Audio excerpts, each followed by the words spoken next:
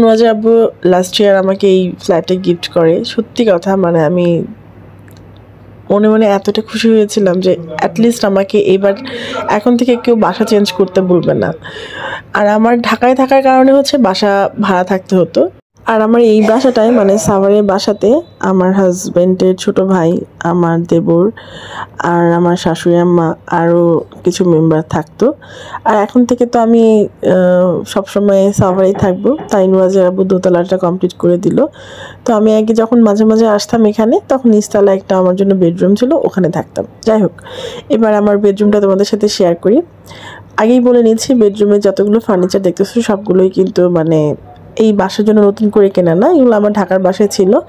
তো এখানে দেখতেছো দুইটা আলমারি, একটা হচ্ছে আমাকে নুয়াজা আব্বু বিয়ের পর কিনে দিয়েছিল সেগুন কাঠের, আরেকটা আমার আম্মু গিফট করছিল।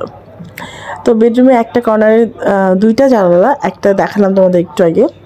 আর এই পাশে একটা খুব সুন্দর একটা দোলনা আছে, এই দোলনায় আমি বসে বসে রিলস বানাই, অনেক কন্টেন্ট বানাই, অনেক লাইভ করি তোমাদের সাথে। আর এই পাশে এই কর্নারে খুব সুন্দর সুন্দর দুইটা ফটো ফ্রেম রেখেছিলাম। আর আমার আসলে এই রুমটাকে নিয়ে অনেক প্ল্যানিং আছে, আস্তে আস্তে করে দেখাবো পরে আবার যখন সুন্দর করে সাজাবো। আর খাটের ঠিক এই পাশটাই হচ্ছে আমাদের বারান্দাটা, আর বারান্দাটা বিশাল বড়।